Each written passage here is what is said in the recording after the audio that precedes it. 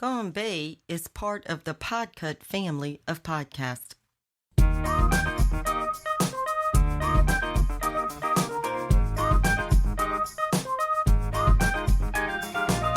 오늘 하루 정말로 너와 함께 있고 싶어 저 푸른 하늘 아래 너와 함께 걷고 싶어 사랑스런 내게 나의 미소 가득 담아 영원히 지금처럼 내 곁을 지켜줄게. Bonjour à tous, c'est Gonbe. Bonjour Jo. Salut. Pour cet épisode un peu spécial, Jo sera mon invité. Je te laisse te présenter en quelques phrases. Bah alors salut, je me présente. Donc je m'appelle Jonathan, on m'appellera Jo. Je suis le copain de Lexine et c'est avec elle que je partage mes pérégrinations et mes voyages en Corée et ailleurs. Et de quoi allons-nous parler aujourd'hui, Jo, toi l'homme de l'ombre de Gonbe? Ben, on va vous parler de la Corée et de la Corée versus la Corée, un petit peu de la Corée du Nord, de la Corée du Sud, de cette guerre, de à quoi ça ressemble. Et on va pas vous faire un exposé de 2 heures ni rien, on va juste vous parler de quelques petits faits sympas et de choses pas forcément très connues.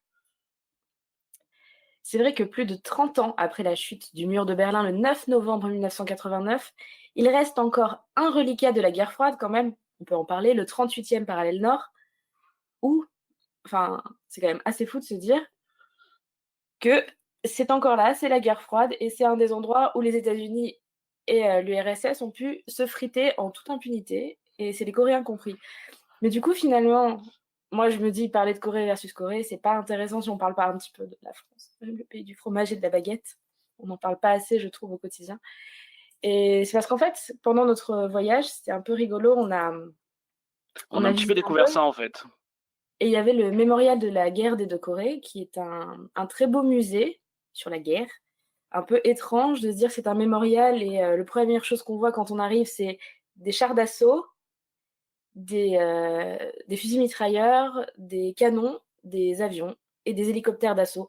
Mais bon, c'est un mémorial, et il y a toutes ces grandes stèles, et en passant, on a vu qu'effectivement, il y avait toute une stèle sur un bataillon français qui, en fait, avait combattu aux côtés du Conseil de sécurité des Nations Unies, tout simplement, à l'époque de la guerre froide. Moi, c'est quelque chose, alors j'écoutais pas trop en histoire, mais je crois qu'on m'en a pas trop parlé non plus. Non, Et j'en ai j'avais pas trouvé ça super intéressant de voir que finalement, même si on n'en parle pas trop, quand on parle de la guerre froide, on parle surtout du bloc au niveau des États-Unis, de l'Europe, etc., de Cuba, et de voir qu'en fait, il y a eu ce conflit armé qui a été un des seuls conflits armés de la guerre froide, et que la France a participé, et que ça a d'ailleurs bien aidé les relations qu'on a avec la Corée du Sud, parce qu'au final, on est quand même en bon terme avec la Corée du Sud. Enfin, du coup, c'était rigolo. Moi, j'avais découvert ça et j'avais trouvé ça un petit peu intéressant, histoire de faire un petit côté un peu historique. Pas de drama pour une fois. et on est globalement apprécié par les Coréens. Je pense qu'il y a un petit peu de ça aussi, surtout les anciens. Ouais, parce que c'est vrai que ça c'est quelque chose qu'on a pu voir et tout ça, et c'était un peu rigolo de voir cette petite stèle pour les combattants français, alors qu'on n'en parle jamais, alors que c'est un truc assez énorme. Finalement, ça a été 3 ans un peu fous dans l'histoire du monde, qui font que maintenant le 38e parallèle nord est un lieu de débat et d'actualité constant. Et ce 38e parallèle nord, moi j'ai pas eu la chance malheureusement de le voir, mais je crois que toi tu avais été le visiter pendant tes pérégrinations. Oui, j'ai eu la chance de voir ça l'an dernier quand on était en Corée. Malheureusement, tu as pas pu venir avec moi. Je suis allé voir ça avec mon petit frère en fait. On a eu la chance de faire la DMZ. Et aujourd'hui, on peut dire que c'est vraiment une chance parce que malheureusement, on est retourné en Corée cette année et on n'a pas réussi à y aller parce que il y avait les frontières qui avaient été fermées et les visites fermées à cause de la fièvre africaine. Et là, à mon avis, avec le coronavirus, c'est pareil, ça doit être fermé et ils ont de grandes difficultés à ouvrir ça justement parce que la Corée du Nord étant un pays assez renfermé sur lui-même, dès qu'il y a le moindre souci, ils ferment leurs frontières, et ce qui se comprend d'ailleurs. Et du coup, j'ai eu la chance de faire la DMZ avec mon petit frère et c'est assez déroutant.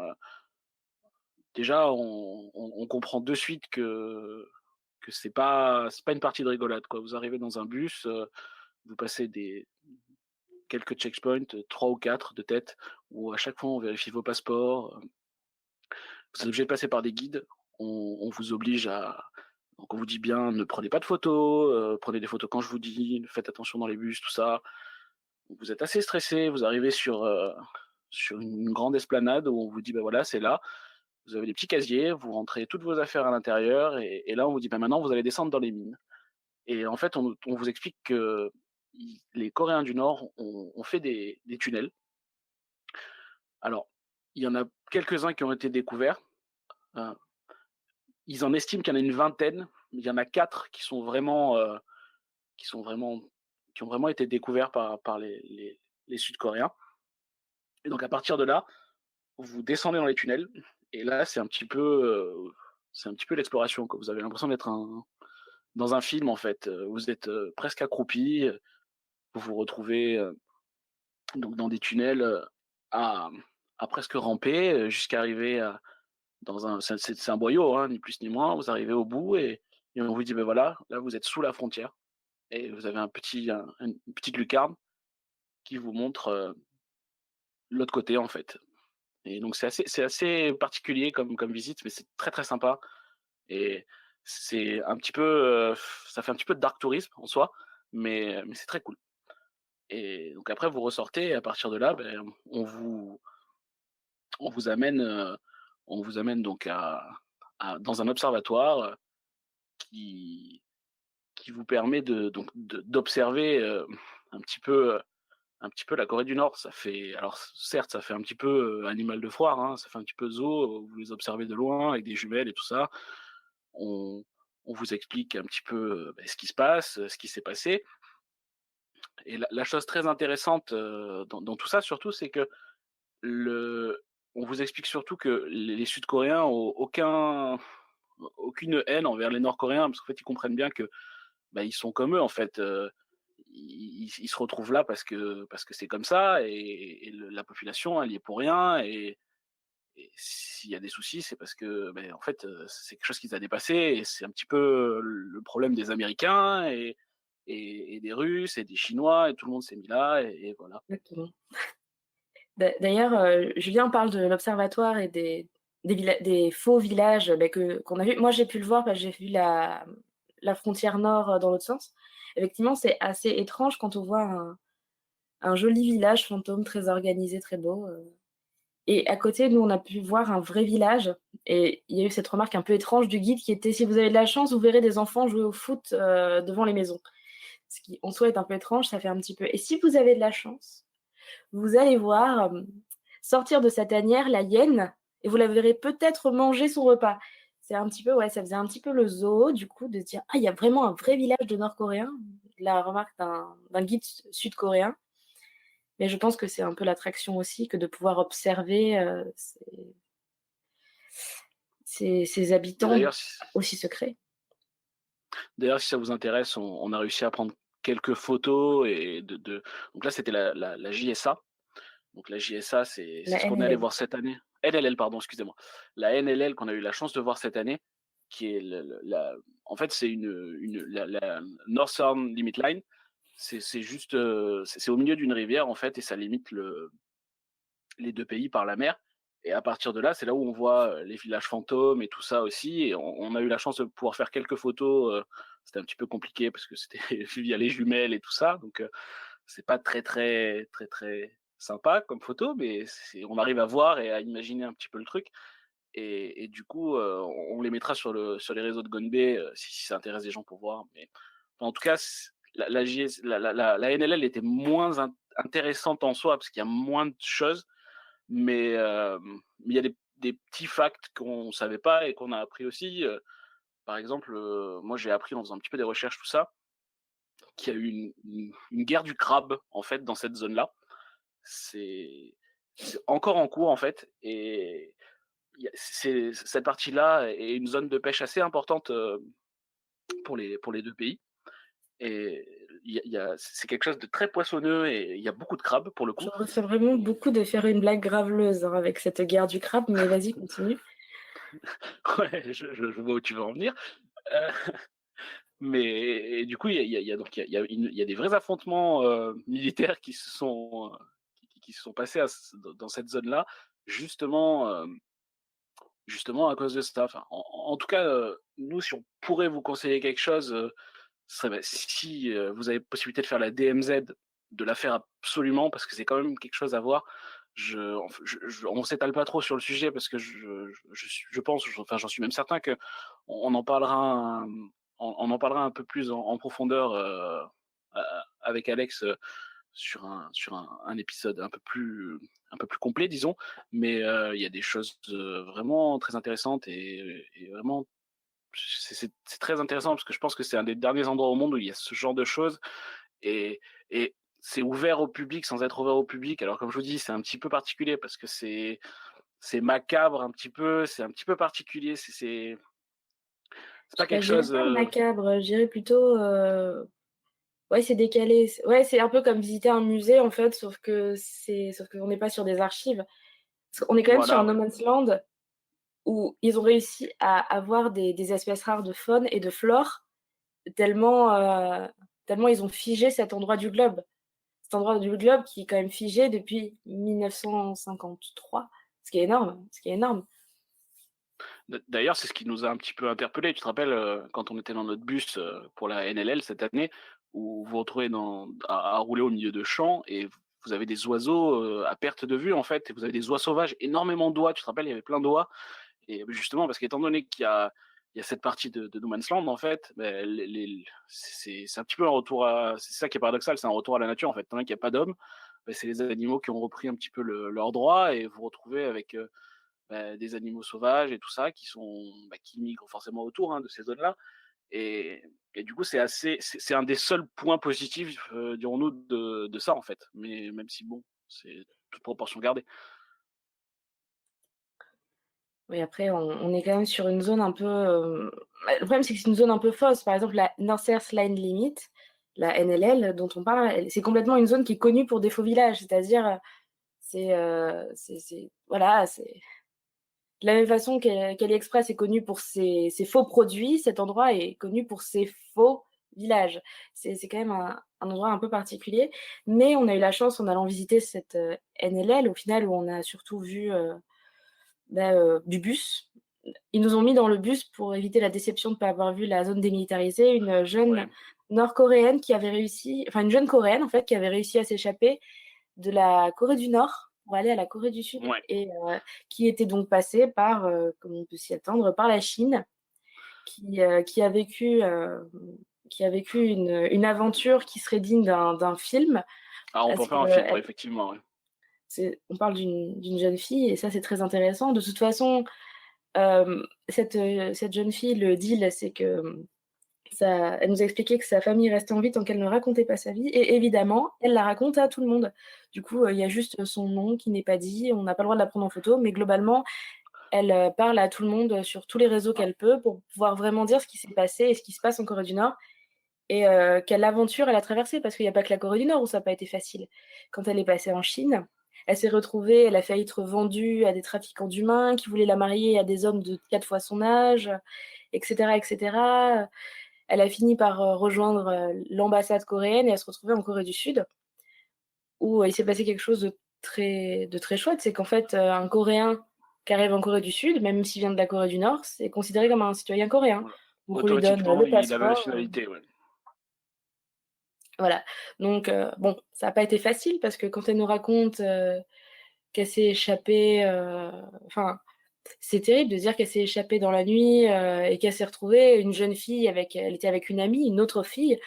On sait qu'être une femme, c'est pas forcément facile dans tous les pays du globe, mais alors, 2 jeunes filles seules qui s'échappent, d'un pays totalitaire, en passant par un pays qui n'est pas non plus connu pour, qui n'est pas un pays sécuritaire, enfin qui n'est pas sûr pour les jeunes filles, enfin pas sûr du tout elles ont quand même dû s'échapper de trafiquants de jeunes d'humains, trafiquants d'humains, enfin se dire par où elle est passée et le pire c'est quand elle raconte sa vie en Corée du Nord, elle en parle, enfin elle a répondu à toutes les questions qu'on pouvait poser. D'ailleurs, il y a des gens dans le bus qui n'avaient aucune limite concernant les questions, donc on a pu apprendre des Oui, choses c'était vraiment assez très particulier, pertinentes. ouais. Mais Notamment quelqu'un qui a demandé mais vous avez des nouvelles de vos parents depuis que vous êtes partis Sont-ils morts? Donc voilà, pardon, je te coupe un peu, je réagis à une personne qui parle dans le live. Oui, bien sûr, on peut aller en Corée du Nord, et apparemment, vous avez tous dû voir, hein, récemment sur YouTube, il y a un youtubeur qui a réussi à y aller assez facilement d'ailleurs. Oui, bien sûr, on peut y aller sans problème, ouais. Après, c'est toujours pareil, on peut aller en Corée du Nord, mais moi, c'est pas forcément quelque chose qui m'intéresse en soi, parce que être encadré par des guides et des militaires et qui vous disent quoi faire, quoi prendre en photo, pourquoi, à qui parler, comment parler, c'est pas forcément comme ça que je vois le tourisme en fait. c'est surtout qu'on encourage un petit peu quelque chose qui n'est pas forcément très, très bien. Oui, on est surveillé de très près. Tu peux Conan Oui, le oui, oui. Barbare, on ne peut pas prendre de photos. Enfin, on peut prendre des photos, mais que des villages, des faux villages, des choses qu'on a le droit de prendre en photo, en fait. On Voilà, peut faire que ce qu'ils ont décidé qu'on pouvait faire. en On fait, va si tu veux, partir à t'es l'aventure. encadré du début à la fin et on te dit quoi faire, tu peux pas vraiment te balader librement. Alors, enfin, tu as un semblant de liberté, hein, en soi, parce que t'es pas quelqu'un qui te tient la main tout le temps non plus, tu vois. Mais tu peux pas faire ce que tu veux, tu vois. Tu peux pas faire les photos que tu veux, tu peux pas faire comme tu veux, tu vois. Les, les magasins, tout ça. Je vous invite, si vous avez pas vu, hein, on fait un petit peu de pub pour quelqu'un qui en a pas besoin en soi, hein, mais vous avez le Roi des Rats qui a fait une vidéo récemment sur ça, où il est allé justement, il explique bien ça, il montre bien ça, où c'est pas compliqué d'y aller, c'est possible d'y aller, mais c'est pas la chose la plus, enfin, faut être préparé, quoi. Moi, j'ai mon petit frère, par exemple, qui voudrait aller voir justement pour ça, quoi. Il voudrait aller voir ce que c'est justement, et il hésite justement à faire un voyage en Corée du Nord pour voir ce que c'est. Bah, en fait, on peut parler aux gens, mais c'est comme parler à des PNJ de jeux vidéo, les gens qui seront accessibles, en fait. C'est-à-dire qu'on peut parler, mais ils ont pas le droit de parler. C'est un peu compliqué, en fait. C'est-à-dire que de la même façon qu'elle, la jeune fille dont on parlait, elle a le droit, elle a eu enfin, ils ont laissé ses parents en vie sous condition qu'elle racontait rien. Évidemment, évidemment, elle a pris sur elle de raconter à tout le monde ce qu'elle a vécu, parce qu'elle dit qu'elle en sent son devoir. Par contre, effectivement, elle le fait de la façon la plus anonyme possible. On ne sait pas quel émigré de Corée du Nord, raconte tout ça, même si voilà. Puis même, Donc voilà. quand elle nous parlait, donc on était dans un petit tourbus, hein, donc c'était pas, c'est exigu quand même. Elle se mettait jamais face à nous. Elle était toujours de trois quarts, enfin, on sentait qu'il y avait, c'était pas, enfin, c'était volontaire, quoi. Ouais. Et on a même eu, d'ailleurs, on a même eu notre guide. On s'est fait la réflexion, Alex. Euh, il En fait, il s'est l'appelait trompé par, de prénom voilà, à un il moment, s'est il l'a trompé de prénom appelée, à un moment. Kim Leeson, c'est pas du tout le nom et puis à un moment, il se tourne vers elle et il l'appelle, Park Chin-hye et puis il a buté, elle l'a repris, il lui a redonné un autre prénom donc en fait, à un moment, il s'est trompé de prénom comme s'il s'était trompé de pseudo. C'était un peu bizarre, mais bon, c'est enfin, on peut le comprendre étant donné que cette jeune fille, elle veut partager son histoire au plus de monde possible. C'est pour ça qu'on se permet d'en parler, mais c'est effectivement, elle veut la partager en restant une sorte de femme de l'ombre, finalement. En, Elle veut en vivre sa fait, vie. en fait, c'est assez particulier parce que c'est assez malsain en soi, parce qu'elle nous a un peu expliqué comment ça se passait. En fait, le souci qu'elle a eu, cette personne, c'est que elle est, donc elle est coréenne du Sud. Maintenant, elle est en Corée du Sud. Elle a passé la frontière et elle s'est échappée de Corée du Nord avec une amie à elle qui, elle, n'a pas supporté d'être en Corée du Sud et est retournée en Corée du Nord. Et elle nous a expliqué, enfin Alexandra va vous expliquer un petit peu ce qu'elle nous a expliqué, un peu plus que moi, parce pour être honnête, elle était beaucoup plus attentive sur cette partie-là que moi. Je lui laisse la parole du coup. Mais bah, disons, en fait, c'est qu'elle nous racontait parce qu'elle a fait partie, elle pouvait regarder de la K-pop, pas qu'elle avait le droit.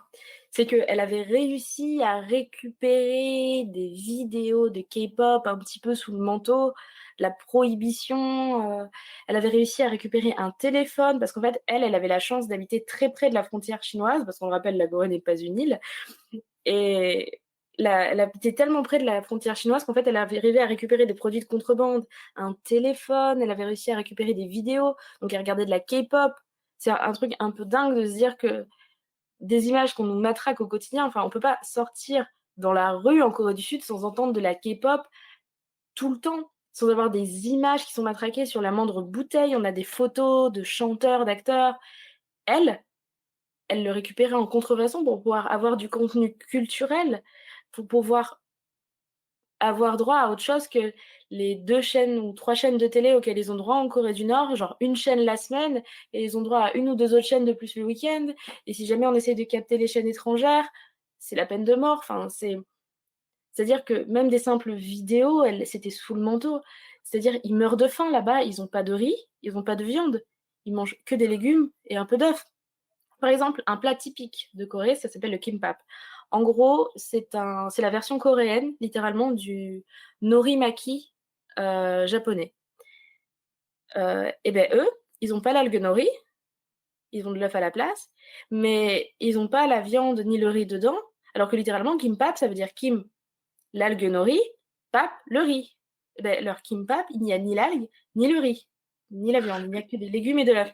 Ils crèvent de faim, etc. Et Et ça, c'est des choses, enfin, il faut quand même rappeler que, c'est pareil, on en parlera un peu plus en profondeur, mais c'est quand même, un pays où il y a eu une famille qui a fait des milliers et des milliers de morts quand même, il y a pas si longtemps. Je veux dire, c'est pas c'est quand même assez, c'est encore contemporain, quoi. moi, ce que je trouve dingue, c'est que nous, à côté de ça, je veux dire, il y a des pays où il y a la famine et tout, mais là, enfin, entre la Chine et la Corée du Sud, enfin, la Chine, c'est un producteur de masse d'énormément de choses, notamment de viande et de nourriture. Et ces gens-là, ils sont tout seuls, ils meurent de faim. S'ils veulent aller se faire hospitaliser et tout, bah, s'ils amènent pas eux-mêmes leurs médicaments, elle nous racontait, bah, Ouais, ils il ont nous a pas expliqué ça, forcément oui. trop de médicaments non plus. Enfin, c'est c'est assez impressionnant. Elle disait que, bah, tous les jours, il fallait, vanter les mérites et chanter les louanges du leader suprême et qu'on pouvait même pas, limite dans l'intimité, on n'osait pas dire du mal et tout. C'est des choses que nous, on a connues dans l'histoire, il y a mine de rien pas si longtemps, mais moi je trouve ça incroyable que, enfin, on en soit encore là. Donc le 38e parallèle, encore, à la date du 1er février 2020, ils sont encore là. Bon, après là, ça commence à être en débat, effectivement, il y a des meilleures relations entre Pyongyang et Séoul, mais moi, c'est un truc que je trouve assez impressionnant au final et à chaque fois qu'on voit ce choc des Corées parce qu'au final, par exemple, au niveau culturel, il y a toujours eu 3 royaumes en Corée et cetera, mais à l'instant où les États-Unis ont un peu, chapeauté la Corée du Sud et l'URSS et la Chine, la Corée du Nord, enfin surtout l'URSS, et bah, cette guerre froide, elle a fait un fossé, un gouffre entre des gens qui parlent la même langue, qui ont des origines extrêmement proches culturellement. Enfin, ils se sont séparés du coup vraiment qu'en 1950, quand il y a eu toutes ces émigrations dans tous les sens. Et de se dire que bah, là, par exemple, bah, on va en Corée du Sud. Moi, je vais en Corée du Sud. Si j'arrive à boire une bière cul sec, je suis la superstar. En Corée du Nord, si on boit une goutte d'alcool, on est passible de la peine de mort. Voilà, il Voilà, y je a sais pas si vous avez vu passer ça, il y a quelques articles qui sont passés récemment. Il y a alors après c'est toujours pareil, hein, c'est filtré et refiltré, 1000 fois, mais il y a eu un incendie ou des incendies, récemment en Corée du Nord. Il y a une personne qui a été condamnée parce que sa maison a brûlé et avant de sortir de sa maison, elle n'a pas sorti les portraits des leaders et elle a été condamnée pour ça, en fait. C'est assez particulier. C'est vraiment, c'est enfin, c'est presque, apeurant, en fait. ouais, mais après tant qu'on est dans les news sur la Corée du Nord, il s'est quand même passé un truc de dingue récemment. Je ne sais pas si vous avez vu, mais la tante de Kim Jong-un avait disparu en 2013. Qu'est-ce qui s'est passé? Mais c'est un truc de fou. Quand Kim Jong-il est décédé, c'était elle un petit peu qui était devenue la régente. Voilà, c'est Kim Kyung-hui. Elle faisait beaucoup pour Kim Jong-un, c'était sa tante, mais elle l'a beaucoup encadré, beaucoup aidé, sauf que son mari a été arrêté pour corruption en 2013, donc 2 ans après le début de sa pseudo-régence. On l'a accusé de trucs de fou. Et qu'est-ce qui s'est passé? Il a été exécuté et juste Kim Kyung-hui, elle a disparu. Elle a disparu de partout. Elle était morte, c'était un truc de fou. Qu'est-ce qu'elle était devenue et tout ça, c'était limite un roman d'espionnage. Et qu'est-ce qui s'est passé? Non, il faut quand même se dire que le 26 janvier, elle est apparue tranquille, au premier rang d'une tribune officielle, juste à côté du leader Kim Jong-un et de son épouse, mais et c'est juste enfin, là, tu parlais de non-transparence, de filtrage. Là, on est quand même sur un truc. Nous, depuis notre point de vue, la dame a disparu en 2013, haute trahison, et cetera, et là, elle réapparaît mine de rien, comme si de rien n'était. Ça faisait 6 ans que tout le monde était convaincu qu'elle était morte, enlevée, échappée, on ne savait pas. Enfin, c'est des retournements de situation qu'on ne verrait que dans des soap opéras. Qu'est-ce qui se passe? Voilà, et malheureusement, à l'étranger, on se dit surtout: «Qu'est-ce qui se passe?» Parce que là, il y a un échec de négociation avec Washington. Ils sont plus trop copains, enfin, ils ont jamais été copains du tout avec le Japon, mais là, entre la Corée du Sud qui bloque le C'est Japon la et la grosse Corée crise du en ce Nord moment, ouais. et la Corée du Nord qui est complètement bloquée avec Washington, notamment au niveau des négociations sur le nucléaire et les missiles balistiques, et on a cette histoire mais de dingue. Enfin, c'est comme si on nous faisait réapparaître, moi je sais pas, enfin, je veux dire, genre Kennedy, 10 ans après qui est là: «Salut, c'est moi!» C'est un truc de fou. Enfin, moi c'est encore une fois la Corée du Nord et la communication, à chaque fois c'est des retournements de situation, 360. Enfin bon, après, voilà, c'est-à-dire qu'on n'a même pas besoin de drama quand on a des situations, ubuesques comme ça. Enfin, je sais pas si vous aviez vu passer l'actualité, mais moi quand j'ai vu ça, ça m'a assise. Mmh. Puisque cette personne qu'on a donc croisée dans ce bus, la chose qui nous a le plus choqué en soi dans ce qu'elle nous a expliqué, je trouve, c'est en fait, elle nous a expliqué que ses parents, en fait, et il y a une sorte d'accord étrange entre elle et la Corée du Nord, en fait. Elle nous a expliqué donc que ses parents sont au courant qu'elle est vivante. Elle a le droit de les contacter, coupe-moi Alexandra, hein, si je me trompe, hein, mais à peu près une fois par an pour avoir des nouvelles, et elle nous a expliqué que ils sont maintenus en c'est des sortes d'otages sans être vraiment des otages. En fait, ils sont maintenus plus ou moins là, en vie. Elle nous a un peu expliqué, c'était un peu horrible, la pauvre, qu'ils ont quand même été un petit peu torturés. Surtout, on leur Un peu. elle nous a ouais, enfin, beaucoup. On leur a arraché des dents et tout ça. Et en fait, le sort d'accord un peu tacite qu'il y a entre elle et la Corée du Nord, c'est que mais qui pour le coup, on imagine que enfin, c'est assez particulier parce qu'en fait, ses parents sont maintenus vivants, plus ou moins, à partir du moment où elle divulgue aucune information de la Corée du Nord aux Sud-Coréens. Mais d'un autre côté, on la retrouve dans un tourbus à nous raconter ce que c'était la vie en Corée du Nord. Donc du coup, c'est assez, c'était assez déroutant. Bah, de toute façon, moi, je suis désolée, mais personnellement, tout ce qui concerne la Corée du Nord, pour moi, est assez déroutant.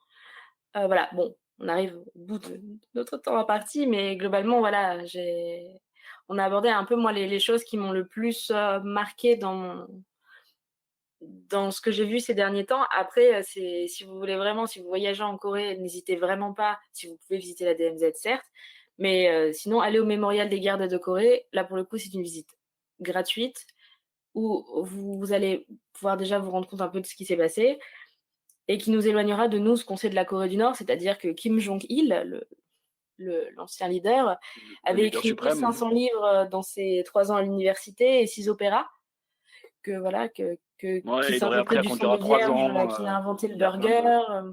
Enfin, ces choses-là, c'est ce qui nous fait un peu ricaner sur la Corée du Nord. Mais mine de rien, c'est de la propagande, ni plus ni moins, hein. C'est ce qu'on a eu à d'autres époques, et ce qui se passe là-bas, c'est le pire, c'est que moi, des fois, ça me semble incroyable. Par exemple, l'histoire de la tante qui réapparaît, dans les médias, mais comme un cheveu sur la soupe, on sait pas d'où elle sort. Enfin, moi, c'est un truc, je vais te les voilà, donc je sais pas toi ce que et te voilà. je réponds juste, à Charles qui me demande si on doute pas un petit peu de la réalité de ce qu'elle raconte. On peut toujours douter effectivement, mais, honnêtement, je pense pas. je pense pas que ce qu'elle nous a raconté soit faux, en fait. Parce qu'on a quand même un petit peu recherché les dates à laquelle elle nous a dit qu'elle s'est évadée correspondaient. Alors, c'est toujours pareil, hein, il peut y avoir du storytelling autour de ça, et malgré tout, ça reste un tourbus, donc c'est un commerce. Mais honnêtement, je pense pas. Après, elle nous a pas vendu du rêve, hein. C'est pas Damien Maric, hein. Elle nous a pas raconté des Oui, trucs bien qui nous sûr. font rêver en plus. Elle nous a raconté quand même des choses assez troublantes. Donc bon, voilà, c'est-à-dire qu'évidemment, on peut tout remettre en cause, on peut tout remettre en doute et justement, c'est ça, on va pas dire la magie, mais c'est ça le trouble avec la Corée du Nord. C'est que quelle que soit l'information que l'on a, on en doute parce que c'est un pays qui est opaque et qui est totalement en décalage avec les valeurs actuelles qui sont portées dans de nombreux endroits. Enfin, voilà, moi je vais conclure sur le fait que si vous avez lu World War Z, je trouve que le passage sur la Corée du Nord est très, très réaliste, où justement c'est le seul endroit où on ne sait pas ce qui s'est passé avec les zombies. Voilà, donc moi je sais pas, je vais te laisser conclure de ton côté, voilà, sur tout ça, mais ouais, moi je pense que justement, le fait qu'on doute de son histoire, on peut douter de tout avec la Corée du Nord. Voilà, c'est ça le problème, en fait, c'est que on peut douter de. En fait, on n'a aucune. On sait jamais. La frontière du vrai et du faux est trop floue, en fait. C'est beaucoup trop flou, et étant donné que c'est un pays qui est tellement fermé et tellement éloigné que pour nous, occidentaux, qui avons.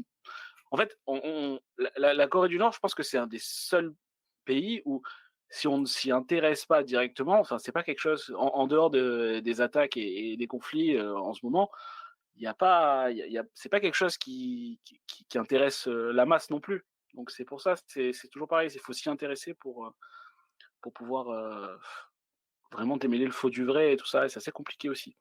Et j'espère Mais qu'on a réussi malgré tout, à vous intéresser avec notre voilà, petite discussion. Mais en tout cas, bah, je te remercie d'avoir bien voulu participer. On va laisser la mais je place t'en prie.